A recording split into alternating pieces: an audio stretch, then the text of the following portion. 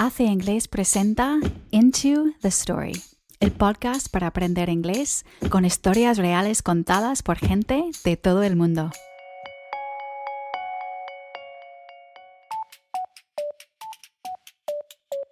Today's story is about road trip detours.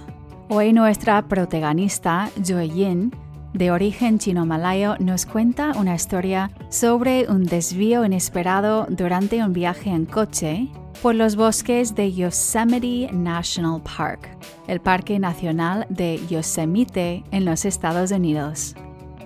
The day started out great, right? We woke up bright and early, we started out on schedule, we left San Francisco at the correct time.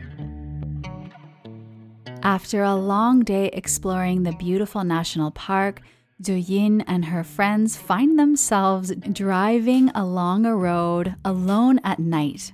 They start wondering why there is a car with sirens approaching them from behind.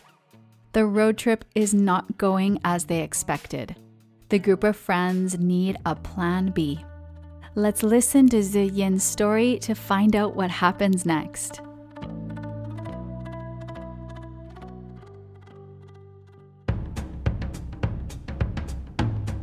Antes de empezar, veamos algunas de las palabras y expresiones que escucharás durante la historia. Firstly, to make it in good time. This expression, to make it in good time, means to complete a journey quicker than expected. In today's podcast episode, you'll hear Tze Yuen talk about starting her road trip early in the morning and making it to Yosemite Park in great time. You might also hear someone talking about a journey say, "We're making good," or "we're making excellent time," meaning that they're making progress at a fast and reasonable speed. To make good time. Next, to get rerouted. The word rerouted comes from the word route, meaning a path or a way to get to a particular destination. When we talk about getting rerouted, we refer to someone being sent on a different path or along a different route. For example, traffic sometimes gets rerouted so that construction workers can continue working on the roads. To get rerouted. To drag your feet. To drag your feet is an expression that has both a literal and metaphorical meaning in English. If I literally drag my feet, it usually means that I'm very tired and I'm walking very slowly. But if we say that someone is dragging their feet to do something, it means that someone does not want to do something or is taking too much time to complete the task. For example, the students were dragging their feet to hand in their homework to their teacher. Drag your feet. To crash. So the verb crash has a few interesting uses in English. First, to crash usually means chocar. For example, the car crashed into the tree. But I could also crash on my friend's sofa. And here, crash means that I spent the night at their house as a guest and slept on their sofa. However, in today's story, you'll hear Tze Yuen talk about crashing onto the bed. And in this context, to crash means to collapse with exhaustion. For example, I could say I crashed after a long day at work. To crash. And finally, quaint. This word, quaint, Q-U-A-I-N-T, refers to something being unusually attractive and charming because it looks old-fashioned. We usually use it to describe the look and feel of houses or buildings, like a quaint cottage, una casita de campo. Quaint.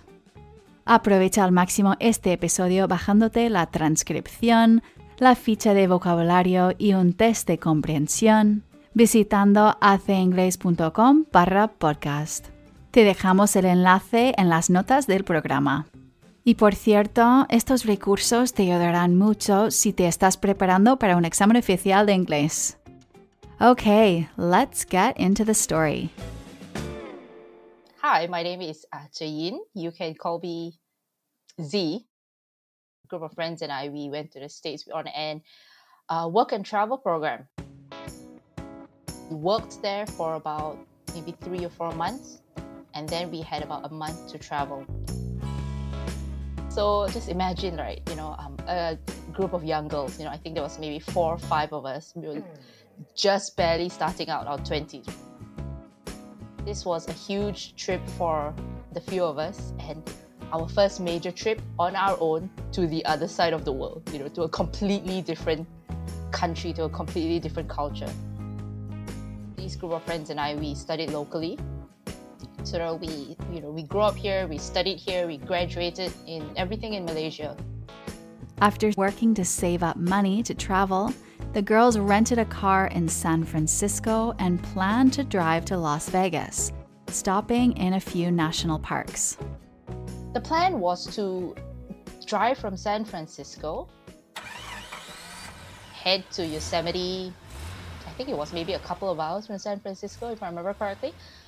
Head to Yosemite National Park, spend the afternoon, spend the evening, and then drive out maybe another couple of hours to a motel that we had booked halfway through, between Yosemite and Vegas. The day started out great, right? We woke up bright and early, we started out on schedule, we left San Francisco at the correct time, and we started driving, right? We made it to Yosemite National Park in great time. We parked the car, and the first thing we saw when we got out of the car was this huge falls. Just imagine looking up, right? And, from where we were at the car park on ground level, we were looking up, I don't know, I think we were tilting our heads maybe almost 90 degrees up to look at the most amazing falls. And this was just in the distance, especially coming from, a city of skyscrapers. Back home in Malaysia, in KL, you don't really get many chances to see clear blue skies. I guess you could say the colors were almost high definition. This was the first view that we saw as we came out of the car. And then we set off on a trail. As you walk along the trail, you just imagine tall green trees around you, the smell of green. It's just this rich smell of, damp earth and crisp air. We were halfway up the mountain. It was very cool. It was early spring. We got to the first viewpoint. This is one of the most popular viewpoints in Yosemite, where when you get there, I think you can see the tops of a few mountains all at once. The view was amazing. Just imagine standing at almost the edge of a cliff. When you see a view and you go like, wow, am I worthy enough to see this sort of things? You feel so small in the grand scheme of things because there is this mountains on one side, hills on the other side, a valley of forests right below you, right? This tall, dark green trees, just stretching literally almost as far as the eye can see. Where the treetops end was literally where the sky began. So of course, we only had a limited amount of time there, so we continued on our journey, stopped by a couple of other viewpoints, stopped by a couple of other popular checkpoints, and hey, you know what? Made our way up the mountain a bit. We came across snow, on, certain parts of the mountain. So we spent our day, we spent some time there because hey, we don't get this at home, right? So we spent some time there, played with some snow, threw some snowballs at each other, tried to make a snowman, not very successfully, but, we tried, right? A for effort. And then, of course, all too soon, just being surrounded by nature and just the beauty of this national park around you. You didn't want to leave, but, all good things must come to an end, right? So that's what we did. Made our way back down to the car and started, on our planned route out of the national park. The girls are in a great mood after their day playing in the snow and exploring the forests of Yosemite National Park. But then they notice something doesn't seem right about the road they're driving along. As we were driving along the road, My friends and I, we were in the car, we were listening to some music, we were chatting, and then one of my friends realized, why were we the only car on this road? And then suddenly, out of nowhere, we saw flashing lights behind us. It's not a very interesting thing to see when you see flashing lights in the middle of the forest when it is dark and there are no other cars around you.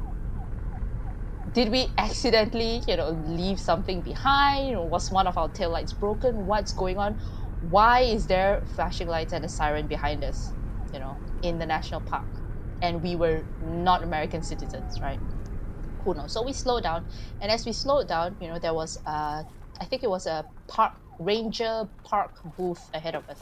We stopped in front there just in case. I mean, you never know, we were a group of young girls in the middle of the forest, in the middle of a national park, alone in a country that is not our own. A park ranger actually came out, and the car behind us finally stopped its siren, finally stopped its flashing lights, and out of that car came a couple of other park rangers. What a relief. Very safe bet that we're not going to get kidnapped and murdered and, our bodies thrown in the national park. So it turns out it apparently had been snowing the past couple of nights. So this road was closed. And so there we were, 4 girls in a car in the middle of the forest, in the dark, lost, not knowing what to do now. The park rangers lead the girls to a highway out of the park, but now they're 6 hours away from the hotel that they've booked for the night. In a sudden feeling of excitement, being young and far from home, they decide to go along with this adventure. They're just going to drive and see where the road takes them. But after a while, that sense of adventure turns into exhaustion. It had been a long day of getting lost and, getting rerouted many, many times. So we decided, hey, you know what?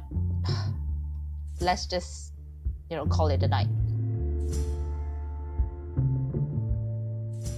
We turned off the highway at the next exit and we came into this small, quiet town. It was dark, it was at night, it was after dinner, and we headed straight to the nearest open diner that we could find.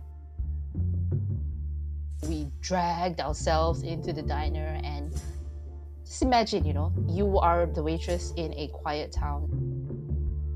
You're maybe closing down for the night, and then this group of young girls with haggard expressions just dragging their feet into your restaurant. So, she must have seen that, seen the exhaustion on our faces. Immediately took us to a booth. So we had our dinner. Of course, we were tired, so we were eating very quietly, without talking. We were just focusing on our food, and none of us had the brain power. We didn't have much brain power to do anything anymore. Right? It was the end of the day. We asked the waitress about accommodation, and she pointed us to the local motel. Went in, prayed and prayed that there was vacancies in there. Wow, you guys are really lucky because we are almost full. We only had maybe 1 or 2 rooms left, and that was exactly what we needed. Literally, we went into the room, we sat on the bed, and didn't even argue whose turn it was to go and shower first, right? We just washed up, crashed immediately. Did not even have our nightly gossip session. When I woke up, I realized that, number one, we didn't even know the town we were in. To my very, very pleasant surprise, it was actually a very nice room. I went out to the car to get a few things. As I walked out, I could see that we were in this very quaint motel. I can still remember just standing there, just watching the world waking up around me, hearing the world waking up around me. the owners of the motel starting to putter around, starting to say good morning to their guests and all that behind me, starting to hear the nearby restaurant, starting up their fires, just everything waking up. All the detour and the worries and the stress and the exhaustion of the night before made it all, it made all of that, worth it to be there at that moment.